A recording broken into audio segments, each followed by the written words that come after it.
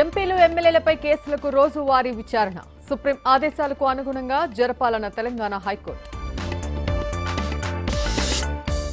2 graduate quota MLC సీట్లు టీఆర్ఎస్వే GHMC దుబ్బాకలోనూ సర్వేలు అనుకూలంగా ఉన్నాయన్న కేసీఆర్ జల వివాదాలను కేంద్రానికి ముడిపెట్టవద్దు జగన్తో మాట్లాడడం కేసీఆర్కు చేతకాదా అంటూ కిషన్ రెడ్డి వ్యాఖ్యలు కృష్ణదాస్ వ్యాఖ్యలపై టీడీపీ నిరసన ఉద్రిక్తల మధ్య దేశం నేతల ఫిర్యాదును స్వీకరించిన పోలీసులు గన్నవరం వైసీపీలో డిష్యూం వంశీ సమక్షంలో 2 వర్గాల ఘర్షణ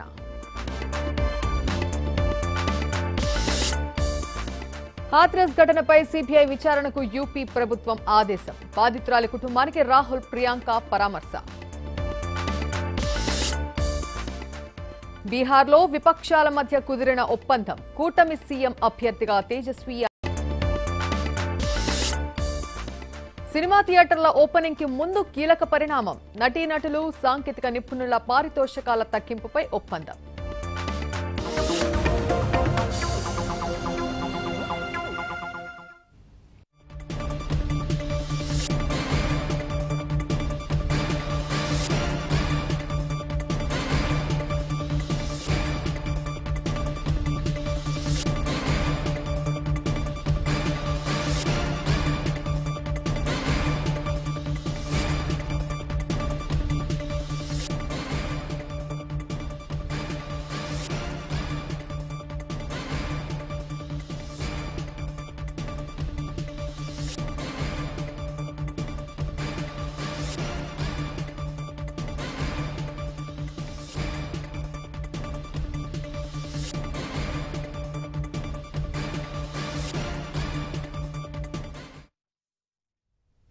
దేశవ్యాప్తంగా నిరసనలు పెళ్లుబుక్కుతున్న వేళ హాథ్రస్ ఘటనపై సీబీఐ విచారణకు యోగి ఆదిత్యనాథ్ ప్రభుత్వం ఆదేశించింది రాహుల్ ప్రియాంక హాథ్రస్ వచ్చి బాధితురాలి కుటుంబాన్ని పరామర్శించిన కొద్దిసేపటికే సీబీఐ విచారణకు ఆదేశిస్తూ ప్రభుత్వం ఉత్తర్వులు జారీ చేసింది నిందితులకు కఠిన శిక్ష విధించాలంటూ ఢిల్లీలో ప్రియాంక గాంధీ ధర్నాకు దిగారు ఈ కేసు విషయంలో యోగి ఆదిత్యనాథ్ ప్రభుత్వం విఫలమైందని ప్రియాంక దుయ్యబట్టారు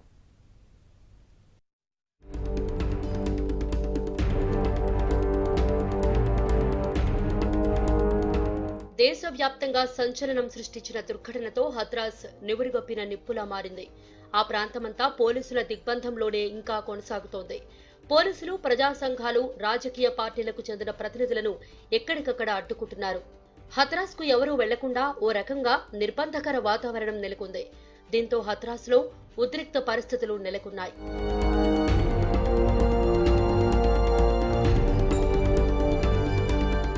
ఇక యూపీ రాష్ట్ర ప్రభుత్వం నియమించిన సిట్ బృందం ఈ సంఘటనపై విచారణ చేపట్టింది గురువారమే రంగంలోకి దిగిన ప్రత్యేక దర్యాప్తు బృందం శుక్రవారం కూడా దర్యాప్తు ప్రక్రియలో మునిగిపోయింది ఇందులో భాగంగా హథ్రాస్లో పర్యటించిన బృందం పలువురిని ప్రశ్నించింది వివరాలు నమోదు చేసుకుంది మరోవైపు హథ్రాస్ అమానుష కాండకు వ్యతిరేకంగా ఆందోళనల హోరు కొనసాగుతూనే ఉంది విపక్షాల ఆందోళనలు ఉధృతంగా జరుగుతున్నాయి వివిధ రాష్ట్రాల్లో కాంగ్రెస్ పార్టీ శ్రేణులు ఆందోళనలు చేపట్టాయి గురువారం రాహుల్ గాంధీ ప్రియాంక గాంధీ పట్ల యూపీ పోలీసులు వ్యవహరించిన తీరుపై నిరసన వ్యక్తం చేశాయి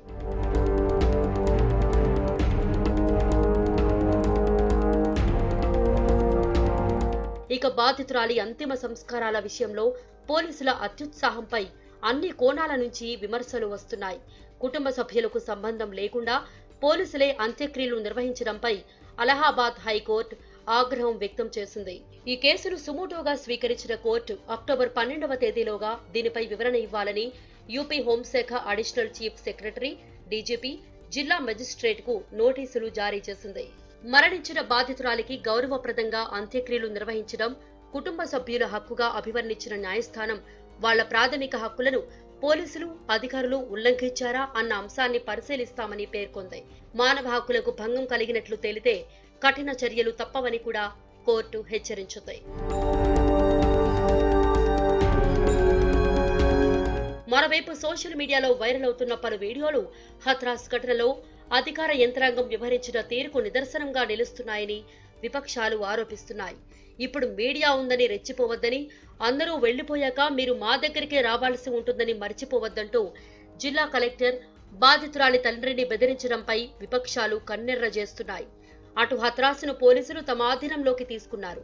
పోలీసులు భారీగా మోహరించి గ్రామంలోకి ఎవరిని రానియకపోవడంతో ఉద్రిక్త పరిస్థితులు నెలకొన్నాయి. హత్రాస్కు వెళ్లేందుకు ప్రయత్నించిన సమాజ్వాదీ పార్టీ నేతలను పోలీసులు అడ్డుకుని అరెస్టు చేశారు. దీంతో ప్రధాని మోదీ, సీఎం యోగికి వ్యతిరేకంగా ఎస్పీ శ్రేణులు పెద్ద ఎత్తున నినాదాలు చేశాయి. సిట్ విచారణ 144 సెక్షన్ కొనసాగుతుండటంతో ఎవరిని అనుమతించబోమంటున్నారు పోలీసులు.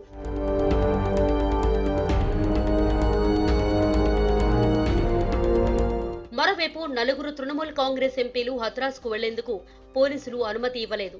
కనీసం 2 మహిళా ఎంపీలను అయినా బాధితురాలి తల్లిని పరామర్శించేందుకు వెళ్లనీయాలని ఎంపీలు విజ్ఞప్తి చేశారు. అయినా పోలీసులు ససేమీరా అనడంతో ఎంపీలు నిరసన చేపట్టారు. ఈ క్రమంలో అక్కడికి వచ్చిన కలెక్టర్ వాళ్లను తిరిగి వెళ్లిపోవాలంటూ తోసేశారు. దీంతో తృణమూల్ ఎంపీ డెరిక్ ఓబ్రెయిన్ కింద పడిపోయారు.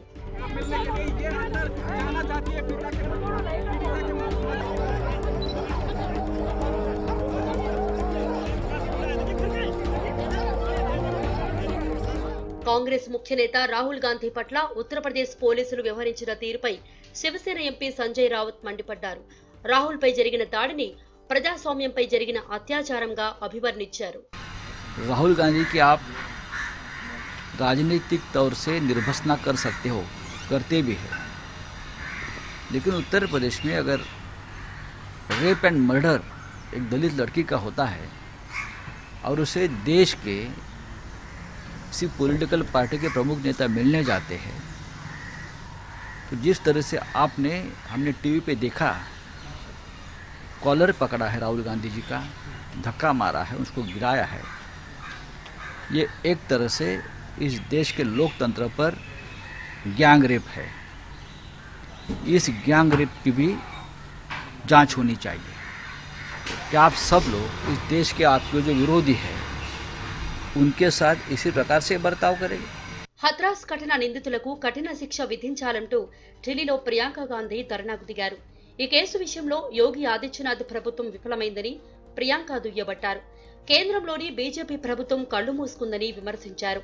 కొద్ది రోజులుగా జరుగుతున్న పరిణామాలపై ప్రియాంక గాంధీ మండిపడ్డారు.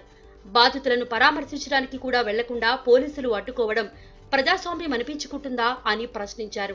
ప్రియాంకతో పాటు భారీ సంఖ్యలో కాంగ్రెస్ శ్రేణులు బైఠాయించడంతో తీవ్ర ఉద్రిక్త పరిస్థితులు నెలకొన్నాయి.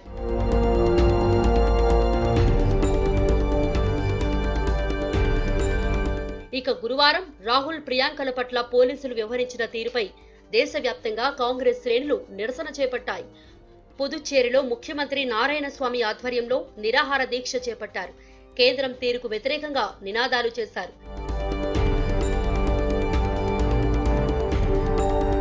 అటు ఢిల్లీలోని విజ్ఞాన్ భవన్ ను ముట్టడించేందుకు కాంగ్రెస్ కార్యకర్తలు ప్రయత్నించారు.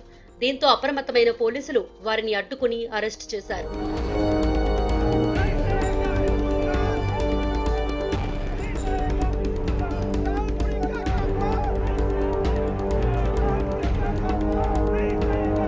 ఒడిశాలోనూ కాంగ్రెస్ కార్యకర్తలు ఆందోళన నిర్వహించారు.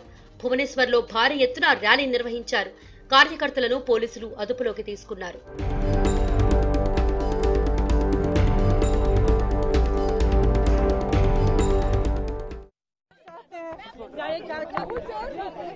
सुरक्षा चाहते हैं और डीएम को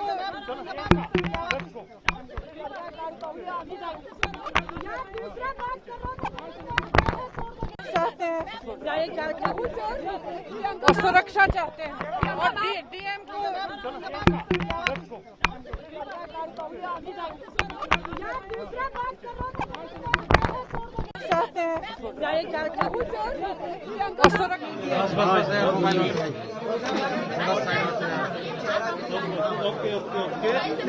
साइड हो जाओ।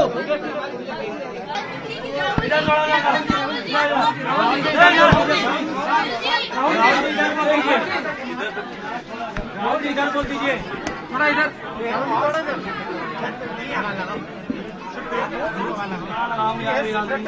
राहुल जी थोड़ा इधर बोल दीजिए। राहुल जी इधर बोल दीजिए। राहुल जी अमीन तेरा मोबाइल आ रहा है बीच में। लेना राहुल जी सर इधर सर भाई माइक मत भाई एक मिनट।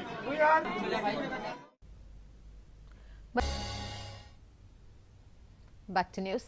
ఎంపీలు ఎమ్మెల్యేలపై నమోదైన కేసులకు సంబంధించి రోజువారీ విచారణ చేపట్టాలని తెలంగాణ హైకోర్టు ఆదేశించింది. సిబిఐ ఏసీబీకి కీలక ఆదేశాలు జారీ చేసింది.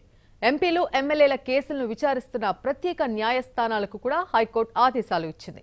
సుప్రీంకోర్టు గతంలో ఇచ్చిన ఆదేశాలకు అనుగుణంగా విచారణ జరపాల్సిందేనని హైకోర్టు ధర్మాసనం తేల్చి చెప్పింది. నవంబర్ 6 వరకు కోర్టులు అనుసరించాల్సిన అన్లాక్ విధానాన్ని కూడా హైకోర్టు ప్రకటించింది. హైకోర్టుల విచారణలు ప్రస్తుత విధానంలోనే కొనసాగించాలని నిర్ణయించింది.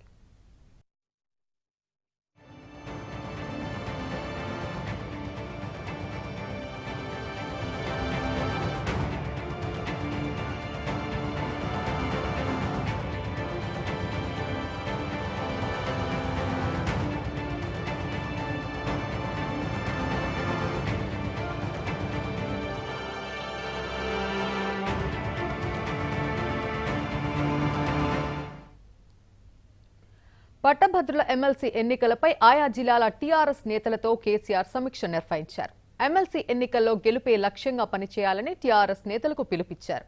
2 గ్రాడ్యుయేట్ కోటా ఎమ్మెల్సీ సీట్లను టీఆర్ఎస్ గెలుస్తుందని కేసీఆర్ ధీమాగా చెప్పారు. జీహెచ్ఎంసీ దుబ్బాకలోనూ సర్వేలు పార్టీకి అనుకూలంగా ఉన్నాయన్నారు. ఓటర్ల నమోదుపై దృష్టి పెట్టాలని నేతలకు సూచించారు. ఉద్యోగులు, యువత టీఆర్ఎస్ కు వ్యతిరేకంగా ఉన్నారనే విమర్శకుల నోళ్లు మూయించాలన్నారు. ప్రజలపై భారం పడకుండా ఎల్ఆర్ఎస్ రుసుము తగ్గించే ఆలోచన చేస్తున్నామన్నారు.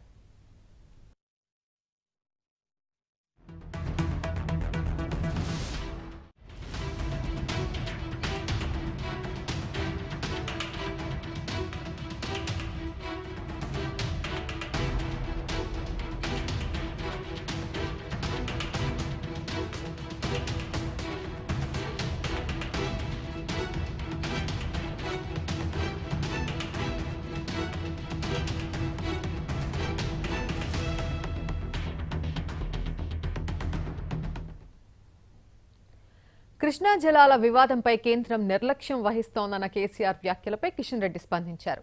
జల వివాదంలో కేంద్రం తప్పేమీ లేదన్నారు. సన్నిహితంగా ఉంటున్న కేసీఆర్, జగన్ జల వివాదాలపై చర్చించుకోవాలన్నారు. ఏపీలోని పార్టీలతో జగన్, తెలంగాణలోని పార్టీలతో కేసీఆర్ సమావేశం కావాలని కిషన్ రెడ్డి సూచించారు. ఇద్దరు సీఎంలు సమస్యను సామరస్యంగా పరిష్కరించుకుంటే కేంద్రానికి అభ్యంతరం ఉండదని తెలిపారు. జగన్ గారితో అక్కడ ముఖ్యమంత్రి గారితో మీరు కలిసి డిన్నర్లు చేసుకుంటున్నారు, ఒకరి దావతులకు ఒకరు పిలుచుకుంటున్నారు, వాళ్ళ దావత్కు మీరు వెళ్తున్నారు, మీ దావత్కు ఆయన వస్తున్నాడు. కాబట్టి మీరిద్దరూ కూర్చొని చర్చించుకుంటుంటే కేంద్ర ప్రభుత్వం పూర్తి స్థాయిలో మద్దతిస్తుంది. కాబట్టి కేంద్ర ప్రభుత్వం ఇందులో ఏ రకంగా పొరపాటు లేదు. 2 రాష్ట్ర ప్రభుత్వాలు కలిసి అంగీకరించుకొని చర్చించుకున్నట్లయితే, ఎందుకంటే ఉదాహరణకు మహారాష్ట్ర ప్రభుత్వము తెలంగాణ ప్రభుత్వం ఒప్పందం చేసుకుంది, మేము అంగీకరించాం, ఎక్కడ కూడా మేము ఆ రోజు అడ్డుపడలేదు. ఈరోజు కూడా చెప్తా ఉన్నాం, తెలంగాణ ప్రభుత్వం కానీ ఆంధ్ర ప్రభుత్వం కానీ కలిసి చర్చించుకొని ఎవరికి రావాల్సినటువంటి హక్కుల మేరకు, ఎవరికి రావాల్సినటువంటి వాటాల మేరకు నీటి పంపిణీకి ఒప్పందం కుదుర్చుకోండి. కేంద్ర ప్రభుత్వం మధ్యవర్తిత్వం చేయడానికి సిద్ధంగా ఉంది. ఆ దిశలోనే గత అఫెక్స్ బాడీ మీటింగ్ పెడితే వాయిదా వేయించారు. కాబట్టి ఈ ప్రభుత్వము, నేను ఇప్పటికీ మనవి చేస్తాను, తెలంగాణలో ఉన్నటువంటి అన్ని రాజకీయ పార్టీలతో ఈరోజు టీఆర్ఎస్ పార్టీ మాట్లాడాలి. అక్కడ కూడా మరి ఆంధ్ర రాష్ట్రానికి సంబంధించినటువంటి అన్ని రాజకీయ పార్టీలతో అక్కడ ముఖ్యమంత్రి మాట్లాడింది. కాబట్టి వీళ్ళు మాట్లాడుకొని ఇద్దరు కలిసి కూర్చొని చర్చించుకొని సమస్య సామరస్యపూర్వకంగా పరిష్కారం చేసుకోవాలనేది మా కోరిక. శ్రీకాకుళం జిల్లా నర్సన్నపేట పోలీస్ స్టేషన్ వద్ద కాసేపు ఉద్రిక్తత చోటు చేసుకుంది. వైసీపీ, టీడీపీ నేతల పోటాపోటీ నినాదాలతో కొద్దిసేపు ఘర్షణ వాతావరణం నెలకొంది. చంద్రబాబుపై ఉప ముఖ్యమంత్రి కృష్ణదాస్ చేసిన వివాదాస్పద వ్యాఖ్యలపై టీడీపీ నేతలు ఫిర్యాదు చేసేందుకు అక్కడికి వెళ్లారు. అదే సమయంలో పెద్ద ఎత్తున వైసీపీ నేతలు అక్కడకు చేరుకున్నారు. దీంతో ఉద్రిక్తత చోటు చేసుకుంది. పోలీసులు ఇరు వర్గాలను బయటకు పంపారు. చివరికి టీడీపీ నేతల ఫిర్యాదును పోలీసులు స్వీకరించారు.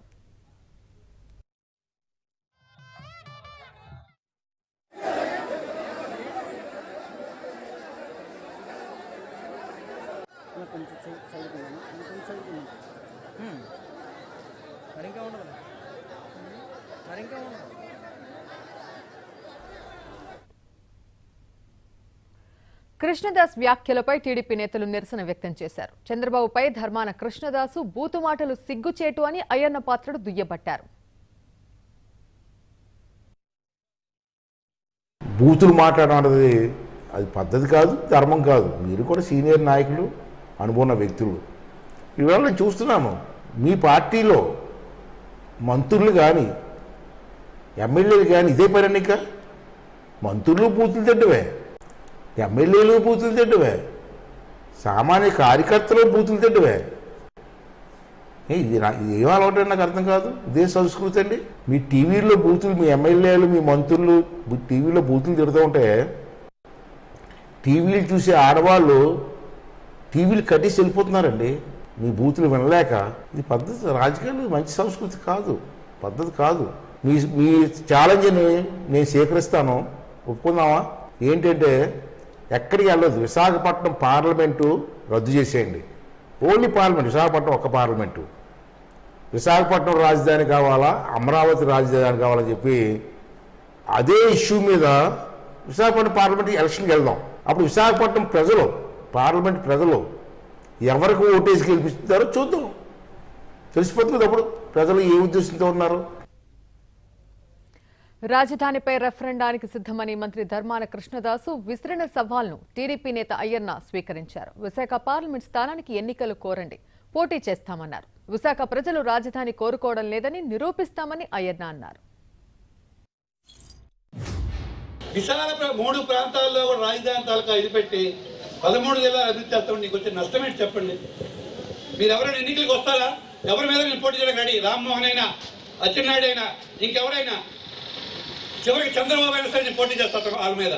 ఇతర ఉత్తరాంధ్రలో వచ్చి పోటీ చేసి విశాఖలో రాజధాని వద్దు, అదే స్టాచ్యూ మీద, అదే మాట మీద పోటీ చేయడానికి నేను వాళ్ళిద్దరి మీద కానీ, ముగ్గురు మీద, చంద్రబాబు అయినా, అచ్చెన్నాయుడు అయినా, రామ్మోహన్ అయినా, ఎవరి మీదైనా పోటీ చేయడానికి రెడీ. నేను ఛాలెంజ్ చేస్తున్నాను. మీరు మళ్ళీ మీకు దమ్ముంటే మీరు స్టేట్మెంట్ ఇవ్వండి. ఉత్తరాంధ్రలో మాకు విశాఖలో ఆర్థిక రాజధాని వద్దు, మాకు అమరావతిలో రాజధాని ఉండాలి అని మాట చెప్పి మీరు పోటీకి దిగండి. నేను మీద పోటీ ఇప్పుడే రాజీనామా చేసి మీరు రాజీనామా చేయండి, పోటీ చేస్తాం. మేము తెలుసుకుందాం, ప్రజలను తెలుసుకుందాం. మీ ఛాలెంజ్ని నేను స్వీకరిస్తాను, ఒప్పుకుందామా? ఏంటంటే ఎక్కడికి వెళ్ళదు, విశాఖపట్నం పార్లమెంటు రద్దు చేసేయండి. ఓన్లీ పార్లమెంట్, విశాఖపట్నం ఒక్క పార్లమెంటు. విశాఖపట్నం రాజధాని కావాలా, అమరావతి రాజధాని కావాలని చెప్పి అదే ఇష్యూ మీద విశాఖపట్నం పార్లమెంట్ ఎలక్షన్కి వెళ్దాం. అప్పుడు విశాఖపట్నం ప్రజలు, పార్లమెంట్ ప్రజలు ఎవరికి ఓటేసి గెలిపిస్తారో చూద్దాం, తెలిసిపోతుంది అప్పుడు ప్రజలు ఏ ఉద్దేశంతో ఉన్నారు. విశాఖపట్నం ప్రజలందరూ కూడా ఇక్కడ రాజధాని కావాలని ఎవరు కోరుకోవట్లేదు, మీకు తెలియట్లేదు. కృష్ణా జిల్లా గన్నవరం నియోజకవర్గంలో వైసీపీ వర్గాల మధ్య విభేదాలు మరోసారి రోడ్డున పడ్డాయి. బాపులపాడు మండలం కాకులపాడులో గ్రామ సచివాలయం, రైతు భరోసా కేంద్రాలకు శంకుస్థాపన చేసేందుకు వెళ్లిన ఎమ్మెల్యే వల్లభనేని వంశీని దుట్టా వర్గీయులు అడ్డుకున్నారు. శంకుస్థాపన కార్యక్రమాన్ని తామే నిర్వహిస్తామంటూ దుట్టా వర్గీయులు పట్టుబట్టడంతో వివాదం మొదలైంది.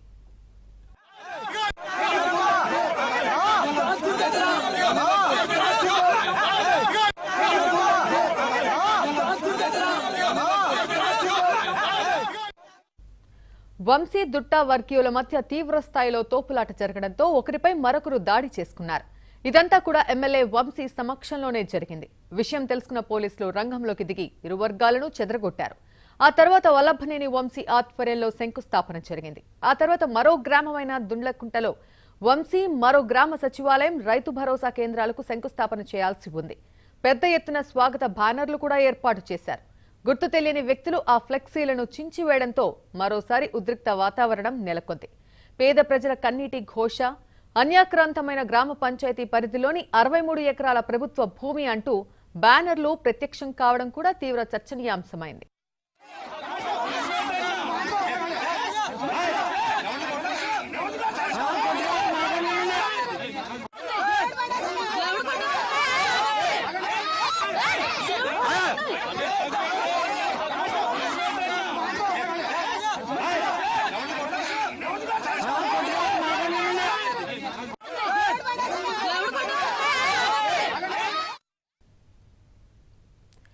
కృష్ణా జిల్లా బాపులపాడు మండలం దండగుంట్లలో ఎమ్మెల్యే వంశీ ఫ్లెక్సీని గుర్తు తెలియని వ్యక్తులు ధ్వంసం చేశారు. ఫ్లెక్సీని చించివేసిన ఘటన స్థానికంగా దుమారం రేపుతోంది.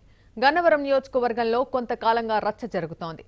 వల్లభనేని వంశీ, వైసీపీ నేత దుట్ట రామచంద్రరావు వర్గాల మధ్య ఘర్షణ వాతావరణం ఉంది. ఇదే సమయంలో వంశీ ఫ్లెక్సీ వ్యవహారం హీట్ పెంచుతోంది.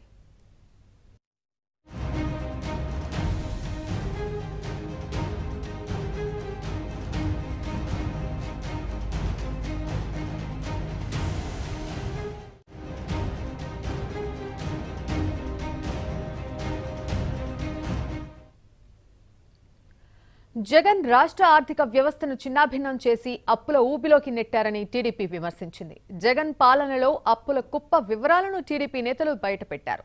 అప్పులు, రెవెన్యూ లోటులో అన్ని రాష్ట్రాల కంటే ఏపీనే తొలి స్థానంలో ఉందని లెక్కలతో సహా వెల్లడించారు.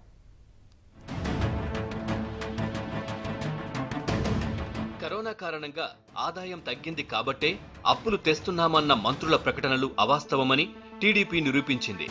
రాష్ట్ర ఆదాయం తగ్గిపోయినా అప్పులు తెచ్చి ప్రజల నెత్తిన భారం మోపుతున్నారని టీడీపీ నేతలు విమర్శించారు. అప్పుల్లో అన్ని రాష్ట్రాల కంటే ఏపీనే అగ్రస్థానంలో ఉందని కాగ్ నివేదిక ఆధారంగా టీడీపీ బయటపెట్టింది.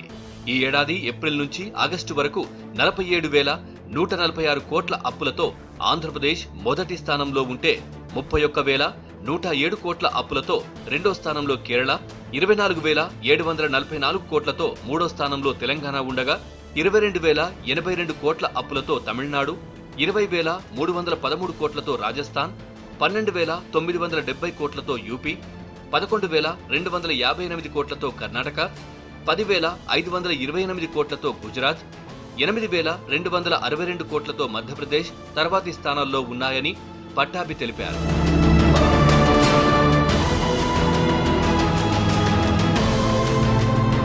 కరోనా సమయంలోనూ ఏపీ ఆదాయం పెద్దగా తగ్గలేదని కాగ్ నివేదిక స్పష్టం చేస్తుంటే మంత్రి బుగ్గన అవాస్తవాలు ఎలా చెబుతారని టీడీపీ ప్రశ్నిస్తోంది. గత సంవత్సరంతో పోలిస్తే ఏపీ కోల్పోయిన ఆదాయం కేవలం 0.89% మాత్రమేనని టీడీపీ తెలిపింది. అదే సమయంలో తెలంగాణ ఏకంగా 12.13% ఆదాయం కోల్పోతే ఛత్తీస్గఢ్ 1.96%, రాజస్థాన్ 5.88%, గుజరాత్ 6.4%, తమిళనాడు 6.57%, కేరళ 6.75%, ఉత్తరప్రదేశ్ 6.85% ఆదాయాన్ని కోల్పోయాయని టీడీపీ నేత పట్టాభి తెలిపారు. మీరు చేసినట్టు 47,000 కోట్ల రూపాయల అప్పు ఏ రాష్ట్రమైనా దేశంలో చేసిందా? ఏ కరోనా కష్టాలు ఒక ఆంధ్ర రాష్ట్రానికే కాదు కదా, ఇవాళ దేశంలో ఉన్నటువంటి అన్ని రాష్ట్రాల్లో పైన కూడా దాని ప్రభావం ఉంది కదండి. ఇవాళ కరోనా లాక్డౌన్ ఎఫెక్ట్ అనేది ఒక్క ఆంధ్ర రాష్ట్రానికే పరిమితం కాదు కదా. ఇవాళ దేశంలో ఉన్నటువంటి అనేక రాష్ట్రాలు కూడా ఇదే విధమైనటువంటి ఇబ్బందులు పడుతున్నాయి. అయినా కూడా మీలాగా విచ్చలవిడిగా ఇవాళ ఏ రాష్ట్రం కూడా అప్పులు చేయలేదు జగన్మోహన్ రెడ్డి గారు. ఏమి సమాధానం చెప్తారు దీనికి? గత సంవత్సరం కంటే ఈ సంవత్సరం అంచనాలకు ఆధారంగా చూసినట్లయితే కేవలం 0.89% మాత్రమే ఆదాయం తగ్గింది. మరి మీరు ఏ రకంగా ఆదాయం పడిపోయింది కాబట్టి అప్పులు ఎక్కువ చేస్తా ఉన్నారని చెప్తారు సార్? మరోవైపు రెవెన్యూ లోటు విషయంలోనూ ఏపీని అగ్రస్థానంలో నిలబెట్టారని టీడీపీ విమర్శిస్తోంది. ఈ ఆర్థిక సంవత్సరం ఏపీ రెవెన్యూ లోటు 38,199 కోట్లకు చేర్చారని టీడీపీ మండిపడుతోంది. అదే సమయంలో కేరళ 25,758 కోట్లు, తెలంగాణ 17,105 కోట్లు, తమిళనాడులో 16,266 కోట్ల రెవెన్యూ లోటు ఉండగా తర్వాత స్థానాల్లో రాజస్థాన్, ఉత్తరప్రదేశ్, కర్ణాటక రాష్ట్రాలు ఉన్నాయని పట్టాభి తెలిపారు. విభజన సమయం నాటికి ఉన్న 16,000 కోట్ల రెవెన్యూ లోటుని 2,200 కోట్ల వరకు తగ్గించిన ఘనత చంద్రబాబుదే అని పట్టాభి అన్నారు. జగన్ వచ్చాక దాదాపు 3 రెట్లు పెంచి 38,199 కోట్లకు చేర్చారని పట్టాభి మండిపడ్డారు. 16 నెలల కాలంలోనే 13,899 దగ్గర మేము అప్పచెప్పితే మీరు దానిని అమాంతంగా 38,199 కోట్లకి రెవెన్యూ డెఫిసిట్ ని చేర్చింది మీరు కాదా? అంటే ఈ 16 నెలల కాలంలో 25,000 కోట్ల రూపాయలు అదనంగా ఈ రోజున రెవెన్యూ డెఫిసిట్ లో ఉండే విధంగా మీ పరిపాలన తీసుకొచ్చింది జగన్మోహన్ రెడ్డి గారు. ఇది మీ అసమర్థత కాదా? ఇది మీ చేతగానితనం కాదా అని అడుగుతా ఉన్నా నేను. ఏ రాష్ట్రానికైనా ఇంత భారీ రెవెన్యూ డెఫిసిట్ ఉందా? ఏది 47,000 కోట్ల రూపాయలు అప్పు తీసుకొచ్చిన తర్వాత ఆదాయం కూడా ఏమాత్రం తగ్గకపోయినా 38,000 కోట్ల రెవెన్యూ డెఫిసిటా? మిగతా ఏ రాష్ట్రానికైనా ఉందా? ఆదాయం తగ్గట్లేదు, అప్పులు విపరీతంగా చేస్తా ఉన్నారు, ఈ డబ్బు ఎట్టుపోతా ఉంది. ఎక్కడన్నా ఒక బిల్డింగ్ ఏమన్నా కట్టారా? ఒక ప్రాజెక్ట్ ఏమన్నా పూర్తి చేశారా? టీడీపీ 5 ఏళ్ల పాలనలో 1,25,000 కోట్ల అప్పు చేస్తే జగన్ 15 నెలల పాలనలోనే 1,13,000 కోట్లకు పైబడి అప్పులు తెచ్చారని టీడీపీ విమర్శించింది. అప్పుల మీద అప్పులు తెస్తూ రాష్ట్రాన్ని అప్పుల ఊబిలోకి నెట్టారని విమర్శిస్తున్నారు. ఇష్టానుసారం అప్పులు తెస్తున్న జగన్ ప్రభుత్వం ఒక్క ప్రాజెక్ట్ అయినా నిర్మించిందా అని ప్రశ్నిస్తున్నారు. అప్పుల సొమ్మంతా జగన్ సొంత ఖజానా నింపడానికి తప్ప ప్రజల కోసం కాదని విమర్శిస్తున్నారు.